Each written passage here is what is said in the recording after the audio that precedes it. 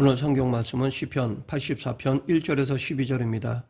시온의 대로는 무엇을 말하는 것일까요? 왠지 듣기에는 멋있는 말 같은데 그 뜻이 무엇일까요? 우리가 이 시온의 대로가 무슨 뜻인지를 알기 위해서는 먼저 본문의 배경과 주제가 무엇인지를 알 필요가 있습니다. 시편 84편의 주제는 성전입니다. 그리고 이 성전을 사모하는 자가 받는 복을 노래하고 있습니다. 이 시간 이 시편 84편 안에 담겨있는 교훈을 알아보겠습니다. 먼저 시편 기자는 이 시편 84편에서 성전의 역할을 두 가지로 말하고 있습니다. 첫째, 성전은 하나님의 임재를 체험하는 곳입니다. 오늘 본문 1절부터 4절까지를 보면 성전은 여러 가지 이름으로 불리우고 있습니다. 1절에서는 주의 장막, 2절에서는 여호와의 궁정, 3절에서는 주의 제단, 4절에서는 주의 집으로 불려주고 있습니다. 이런 모든 표현들을 종합하여 한마디로 표현하면 성전이란 하나님이 하나님 되심을 계시하는 곳이다 라고 말할 수 있습니다. 물론 하나님께서는 온 세상 어디에나 계십니다. 그러나 어디에나 계신 하나님이 특별히 한 장소를 선택하셔서 거기에 당신의 영광을 나타내시고 거기에 당신의 이름을 나타내시고 거기에 당신의 임재를 나타내는 그런 곳, 그런 특별한 장소가 있습니다. 성경에 보면 그런 곳이 많이 나옵니다. 모세가 십계명을 받은 시내산이 그 한 예입니다. 그런 곳들 중에서 가장 대표적인 장소가 바로 성전입니다. 물론 하나님은 성전 밖에도 계십니다. 하나님은 영이심으로 어느 곳에나 계십니다. 무소부재하십니다. 그러나 하나님께서는 특별한 장소를 택하셔서 당신의 영광과 임재를 나타내시며 당신의 백성들에게 은혜와 복을 주십니다. 그 대표적인 곳이 바로 성전입니다. 둘째로 성전은 삶의 안식을 얻는 곳입니다. 3절 나의 왕 나의 하나님 만군의 여호와여 주의 제단에서 참새도 제 집을 얻고 제비도 새끼들 보금자리를 얻었나이다. 시편 기자는 참새나 제비가 성전 처마 밑이나 성전 안에서 보금자리를 마련하는 모습을 보고 이 부분을 기록한 것 같습니다. 이것은 농촌의 모습을 그려보면 쉽게 이해가 될 것입니다. 참새의 경우는 텃새입니다. 참새는 추운 겨울이 되면 기와집 처마를 드나들면서 집을 짓습니다. 제비는 철새지만 처마 밑에 집을 짓고 사는 것은 마찬가지입니다. 이처럼 참새와 제비들이 다른 곳에서는 환영을 받지 못하고 쉼을 얻지 못하는데 성전에 있는 보금자리에 가면 쉼을 얻는다는 것입니다. 이렇게 하나님께서는 성전 처마에 둥지를 틀어도 그것을 허락하신다는 것입니다. 시끄럽다고 혹은 지저분하다고 치우거나 헐지 않는다는 것입니다. 이것은 우리의 인생을 비유한 것이기도 합니다. 우리의 인생은 참새와 같고 제비와 같습니다. 우리의 인생은 고되고 외롭습니다. 참새와 제비가 하루 종일 먹을 것을 찾기 위해 날아다니는 것처럼 우리의 삶 역시 고되고 피곤한 인생입니다. 그리고 우리 인간에게는 실존적인 고독이 있습니다. 살아가다 보면 불현듯 그 어느 날 갑자기 느껴지는 고독이 있습니다. 이 실존적인 고독은 그 무엇으로도 해결할 수 없습니다. 이것은 나이와 상관없이 느끼는 것입니다. 모든 인간에게는 이러한 실존적인 고독이 있습니다. 아무도 나를 받아주지 않고 쉴 곳이 없고 사는 것이 너무 힘들고 고되면 몸도 마음도 지치기 마련입니다. 그때 주의 성전에 들어가면 하나님께서 나를 받아주시고 나를 어루만져 주시고 나에게 힘을 주십니다. 마치 참새와 제비가 지치고 외로울 때 성전 처마의 둥지를 들고 쉼을 얻는 것처럼 우리 역시 성전에 와서 그러한 쉼을 얻게 된다는 것입니다. 예수님께서도 마태복음 11장 28절에서 수고하고 무거운 짐진 자들아 다 내게로 오라 내가 너희를 쉬게 하리라 라고 말씀하셨습니다. 예수님께서 주시는 평안과 안식이 주의 전을 찾는 모든 자에게 함께 하십니다. 또한 이 시편 84편에는 이러한 성전을 사모하는 자가 누리는 은혜에 대해서도 말하고 있습니다. 그러면 성전을 사모하는 자가 누리는 은혜는 무엇일까요? 첫째, 새 힘을 얻는 은혜입니다. 5절 주께 힘을 얻고 그 마음에 시온의 대로가 있는 자는 복이 있나이다. 시온의 대로를 영어 성경에서 찾아보면 두 가지로 되어 있습니다. 어떤 번역에서는 필그림스 웨이로 나오고 어떤 성경에서는 하이웨이로 나옵니다. 이것은 마치 순례자들이 예루살렘 성전을 향하여 찾아갈 때 그들은 성전으로 향하는 순례자의 길, 필그림스 웨이를 가지고 있지만 성전에 가기 전에 이미 그들의 마음속에 그 성전을 향하여 쭉 뻗어있는 영혼의 하이웨이가 열려 있습니다. 즉 몸은 성전으로 향하여 순례자의 길을 가고 있지만 그 영은 이미 하나님을 사모하는 마음으로 하이웨이가 열려지게 됩니다. 성전에서 만날 하나님을 생각할 때마다, 살아계신 하나님을 생각할 때마다 하나님을 향하여 열려지는 내 마음의 하이웨이가 열리는 것입니다. 마음의 하이웨이가 열린 사람은 성전을 생각만 해도 힘을 얻습니다. 그 시온의 대로를 달려가며 마침내 성전에 도착해서 거룩하신 하나님을 만나고 하나님의 백성들과 교제하며 하나님 앞에 찬양과 경배를 드릴 생각만 해도 가슴이 벅차고 새로운 힘이 솟습니다. 새로운 힘을 얻습니다. 그리고 성전에 들어갔을 때 그가 예배하고 찬양하고 기도할 때 말씀을 들을 때 그의 영혼의 하이웨이를 통해 하나님의 은혜가 쏟아집니다. 그 마음에 영혼의 하이웨이가 있는 사람은 예배 가운데서 하나님께서 주시는 은혜를 마음껏 누리게 됩니다. 그렇기 때문에 당연히 새 힘을 얻게 되는 것입니다. 이 새 힘을 얻는 은혜야말로 성전을 사모하고 하나님과의 교제를 사모하는 성도들이 얻을 수 있는 가장 귀한 복입니다. 둘째, 눈물이 기쁨으로 바뀌는 은혜입니다. 6절, 그들이 눈물 골짜기로 지나갈 때에 그곳에 많은 샘이 있을 것이며 이른 비가 복을 채워 주시나이다. 눈물 골짜기는 무엇을 말하는 것일까요? 이 눈물의 골짜기는 바로 우리의 인생길입니다. 우리도 때로는 우리의 인생이 눈물의 골짜기로 느껴질 때가 있습니다. 늘 그런 것은 아니지만 시시때때로 우리의 인생은 눈물 골짜기가 될 때가 있습니다. 잠깐의 기쁨과 잠깐의 성공과 잠깐의 환희가 있는가 하면 어느새 삶은 다시 나로 하여금 눈물을 흘리게 만드는 골짜기가 되고 맙니다.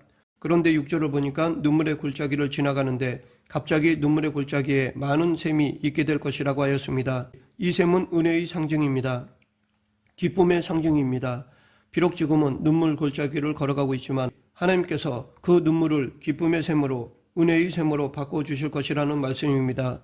그러면 성전을 사모하는 자에게 왜 이런 변화가 일어날까요? 눈물의 골짜기를 걷고 있던 사람이 하나님께 나와 예배하고 찬양하고 기도하고 성도 간의 교제를 나눌 때 하나님은 그 눈물을 씻기시고 대신 기쁨과 평안을 주시기 때문입니다. 이 세상에 눈물이 없는 사람은 없습니다. 상처가 없는 사람은 없습니다. 고독이 없는 사람은 없습니다. 저마다 인생에 짐을 지지 않는 사람은 없습니다. 겉으로 보기에는 행복한 것 같지만 저마다 지고 있는 짐과 고통과 상처와 눈물이 있습니다. 그러나 성전을 사모하는 자에게는 이것이 기쁨의 샘으로 변합니다. 예배의 자리에 나오기 직전까지는 마음이 아팠을 것입니다. 고통스러웠을 것입니다. 주체할 수 없는 눈물이 있었을 것입니다. 그러나 찬양과 기도를 통해서 하나님의 말씀을 듣고 성도들과 아름다운 교제를 나누는 사이에 어느새 내 입술에서는 기쁨과 감사의 찬양이 나오고 내 눈물도 감사와 기쁨의 눈물로 변하기 시작합니다. 그 이유는 눈물의 골짜기를 지나는 슬픔과 아픔이 있지만 그 슬픔과 아픔을 이길 수 있도록 나를 위로하시고 어루만져 주시고 치료하시는 하나님의 터치가 있기 때문입니다. 헨리 나우엔이 쓴 책 가운데 상처 입은 치유자라는 책이 있습니다. 그 책에 보면 어느 날 어떤 사람이 엘리야 선지자에게 와서 메시아가 어디에 있습니까? 우리들이 기다리던 메시아는 어디에 있습니까? 라고 질문을 하였습니다. 선지자는 저기 성문 곁에 가면 당신은 그 메시아를 만나게 될 것입니다. 라고 대답하였습니다. 그러자 그 사람은 다시 물었습니다. 성문 근처에는 사람들이 많은데 어떻게 제가 메시아를 알아볼 수 있을까요? 라고 물었습니다. 그때 선지자는 거기에는 가난하고 상처받는 많은 사람들이 있는데 거기에 메시아도 상처를 입고 같이 계십니다. 그런데 당신이 메시아를 알아볼 수 있는 방법이 있습니다. 메시아는 다른 사람들과 차이가 있습니다. 메시아 역시 가난한 모습이고 상처받은 모습이지만 자기가 입은 상처에도 불구하고 다른 사람들을 치료하기에 바쁜 사람이 있으면 그가 틀림없는 메시아입니다. 라고 대답하였습니다. 이런 메시아이신 예수님에 대해 헨리 나우엔은 상처 입은 치유자로 부른 것입니다. 예수님께서는 이 땅에 계실 때 우리처럼 많은 상처를 받으셨습니다. 그분도 배신의 상처를 받았고 버림의 상처, 가난의 상처, 말할 수도 없는 육체적인 고통의 상처를 받았고 정신적인 고통의 상처를 받으셨습니다. 사랑하고 가까웠던 사람들에게 버림받는 상처를 받으셨습니다. 그리고 그는 마지막에 십자가에 달리셨습니다. 그러나 그분은 지금 우리를 치유하십니다. 그때에도 사람들을 치유하셨고 지금도 치유하십니다. 자신이 상처를 받으셨기에, 그래서 상처의 아픔을 아시기에 그는 우리의 상처를 이해하십니다. 예수님께서는 나의 상처를 이해하시고 나의 눈물을 이해하십니다. 그래서 주님은 더욱 우리를 치료하실 수 있는 분이십니다. 우리 주님의 치료하시는 손길이 있기 때문에 우리는 눈물의 골짜기를 가다가도 기쁨의 샘을 만나게 되는 것입니다. 그리고 우리의 상처가 치유받는 또 다른 방법이 있습니다. 치유 입은 치유자 예수님처럼 우리도 하는 것입니다. 상처 입은 다른 사람들을 돌아보고 위로하고 그를 위하여 기도하는 것입니다. 우리는 내 상처에 집중할수록 더 아픕니다. 그러나 다른 상처 입은 이들을 돌아볼 때 그들도 치유될 뿐만 아니라 내 자신도 치유됩니다. 그럴 때 눈물의 골짜기가 기쁨과 감사의 샘으로 바뀔 것입니다. 셋째, 보호의 확신을 누리는 은혜입니다. 9절, 우리 방패이신 하나님이여 주께서 기름 부으신 자의 얼굴을 살펴보옵소서. 우리가 마음을 다해 하나님을 찬양하고 기도하면 하나님의 사랑뿐 아니라 그의 의를 발견할 수 있습니다. 우리의 하나님은 사랑의 하나님뿐 아니라 의의 하나님이심을 발견합니다. 그 의의 하나님이 우리의 방패 되심을 발견합니다. 고대의 전쟁터에서 군인이 방패를 잃어버리면 그것은 매우 위험한 것입니다. 죽기 십상입니다.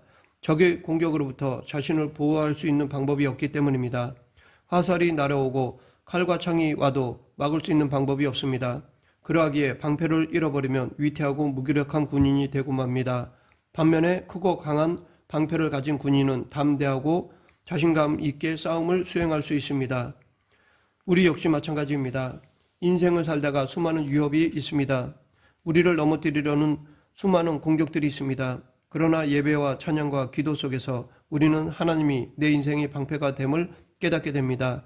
이 사실을 깨닫지 못하면 여전히 불안과 두려움에 사로잡혀 소극적이고 도피적이고 무기력한 인생을 살게 됩니다.